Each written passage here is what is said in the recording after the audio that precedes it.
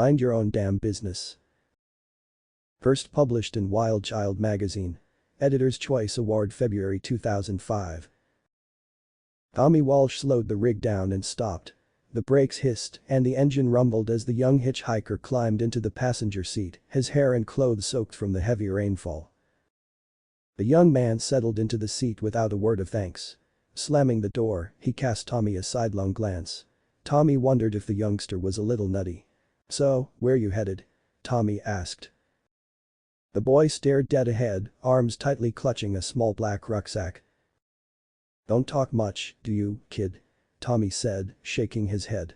He waited for a reply, keeping his gaze on the road, wishing the downpour would stop. Trust me to pick up the only mute hitchhiker on the highway, he thought.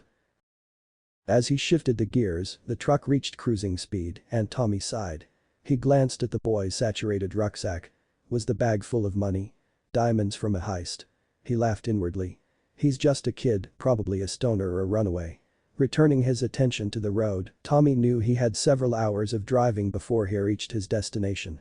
The throb of the engine and the hiss of the rain provided a monotonous background noise. Tommy couldn't keep his mind from wandering and a little seed of imagination began to grow.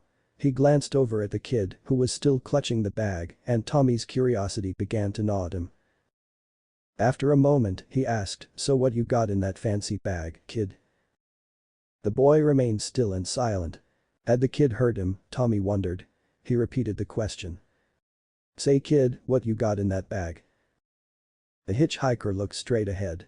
Tommy could barely hear the boy's whisper above the rain drumming on the cab. "None of your damn business." "Tuckling," Tommy said, "touchy little prick, ain't ya?" With a shrug, he returned his gaze to the road. Tommy's CB crackled and the alluring tones of a female trucker buddy seeped from the radio. "Big Tommy, this is Lovelorn Lila. Over." "Hi Lila. How's tricks? Ain't heard from you in a coon's age." "I had trouble at home. That SOB husband of mine has been fooling around again." "Shucks Lila, surely you're enough woman for him." "I swear I'll castrate that man one day." "Are you headed west?" "I'm due a rest break soon," she said. "No dice Lila. I'm going eastbound and down. See you on the highway sometime. Keep on trucking. Over." The conversation refreshed Tommy as the driving rain bounced off the windshield and the wipers kept a steady comforting rhythm. But as the miles slowly passed, the boredom returned. The kid still gripped the bag tightly, his face tense. What if he's got drugs in that bag, Tommy thought. He was beginning to regret picking the kid up. Anxiety soon got the better of him, so he tried a different tactic.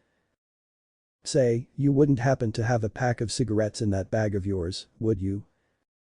No reply passed the boy's gray, silent lips. Anger stirred in Tommy's gut. His voice raising a notch. "Hey, I'm doing you a favor, kid. Now I don't mean to be nosy, but I think for my own peace of mind you should tell me what's in that sack." Man, I hope the boy doesn't turn out to be a damn drug mule, Tommy thought. The need to know about the bag's contents overwhelmed him. His curiosity was like an itch, and the longer he ignored that itch, the worse it grew. Again, the boy whispered, "None of your damn business." Tommy slapped the wheel of the rig and stepped on the brakes, pulling over to the side of the road. "You know, you're about the rudest most ungrateful kid I've ever picked up. I wish I'd left you on the highway 100 miles back. In fact, I should have my head examined for picking up a damn hiker, especially a piss-crazy kid with a bag full of only God knows what." The hiker remained still and silent, the bag clenched in his hands. "Listen, kid, either you tell me what you got in that bag or you can get out of the cab. I ain't having no dope runners in my rig." Suddenly the boy's face softened, his ice-rigid posture melting. Softly, he said, "It wasn't my fault." "What wasn't your fault?" "Please mister, please just forget it," the kid shouted. "Hey, wait." Tommy called as the hitcher jumped from the cab into the torrential rain. A truck horn ripped through the dark, a bright pool of light enveloping the youngster. An instant later, the boy disappeared under the wheels of a Peterbilt. Tommy's heart leapt into his throat as the rig skidded to a halt and swerved onto the dark verge of the highway, the brakes screeching. He looked through the open door into the mist where the boy had disappeared. The kid was human hamburger. There was nothing left but a pool of blood and guts, like a roadkill coyote. Tommy snapped to action. The engine roared as he shifted the truck into gear, booted the accelerator, and in a blind panic, swung back onto the highway, past the stationary Peterbilt as its driver climbed down from the cab. Tommy's mind raced. He couldn't believe how fast it had all happened. 1 minute he was talking to the kid, the next he was gone. Tommy winced at the thought. The cops would be involved and they'd be bound to ask questions, so he kept on driving. Guilt reared its ugly head. If only I hadn't spooked the kid, if I'd been more understanding, but he kept on driving, that vision of the kid branded on his mind. He looked at his hands on the wheel, his knuckles white, fingers gripping like vices. When he relaxed his grasp, he glanced down. Look at me, I'm shaking. He saw his reflection in the rear-view mirror, his own eyes looked back at him with guilty accusation. You killed him. The light from Tommy's headlight swept left to right across the rain-soaked road, the truck swerving wildly as his mind churned over and over. The miles passed Tommy by, like a fleeting dream, hardly registering. He drove on autopilot, sweeping into the truck stop at high speed, nearly clipping the back of another big rig as he slammed on the brakes, bringing the truck to a juddering halt. He slumped forward over the wheel and let out a huge breath, the engine throbbing in time with his beating heart. Calm down, Tommy boy, he thought. It's over. It's over. He then looked down and saw the rucksack. No. It can't be. The bag sat on the passenger seat as the rain tapped on the windshield. Tommy shuddered. It lay still, an uninteresting lump of dark material, but Tommy was struck by a feeling that evil lived inside of it. He felt truly terrified, but he had to know about its contents, some intangible force compelled him to look. His shaking hands reached forward. Pausing, his tendons jerked spasmodically as he grasped the bag.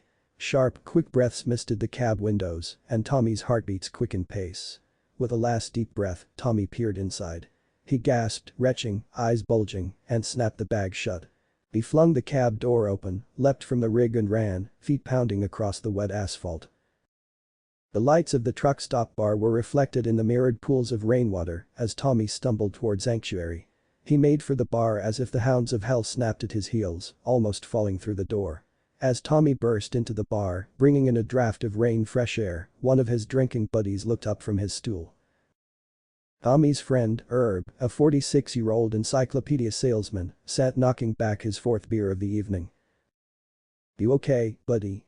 Herb asked as Tommy slumped at the counter, his breathing heavy. Just get me a drink, he said in a whisper.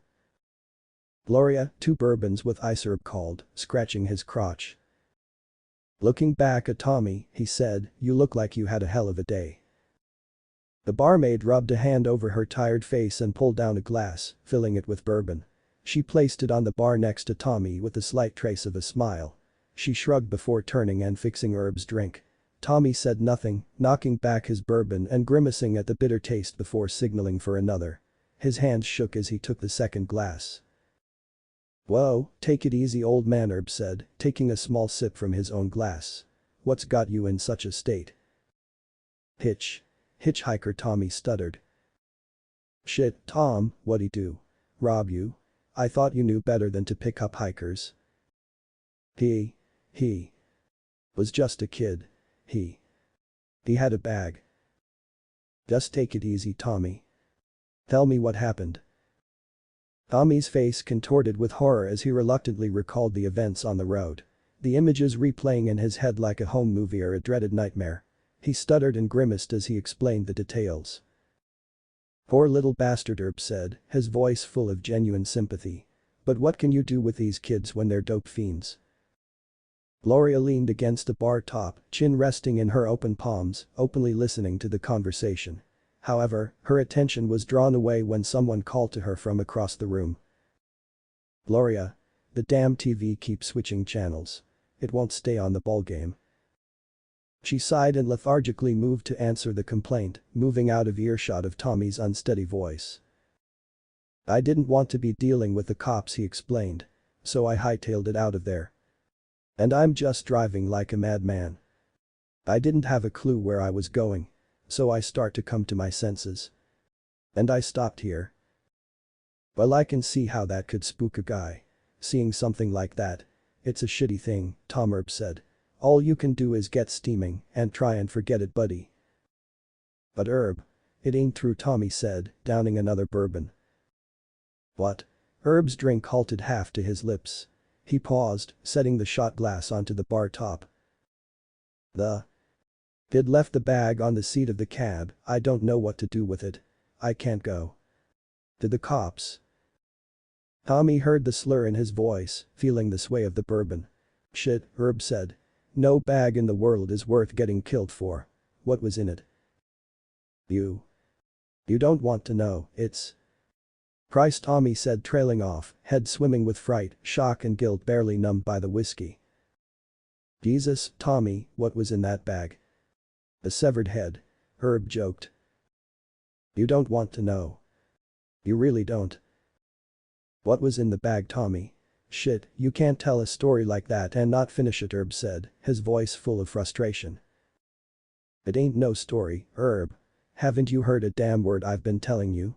Tommy felt his anger surface. The bag is evil. Aw shucks, Tommy, it can't be that bad. Come on, let's you and me go on out and you can show me. I can't do it. I can't. Please. I'm begging you. As a friend. Come on, don't be a pussy. You're drunk. You've had a rough day. We'll settle this. Herb's mind was already playing out the possible scenarios. I gotta get out of here. Tommy whispered as he got to his feet, his face a mask of confusion. Hey Tommy. Wait. Gloria approached Herb. She threw a beer towel over her shoulder and asked what the hell's gotten into him. Don't ask. Herb said, getting down from his stool. He stubbed out his cigarette and made for the door. He emerged into the dark lot, the rain still falling like lead.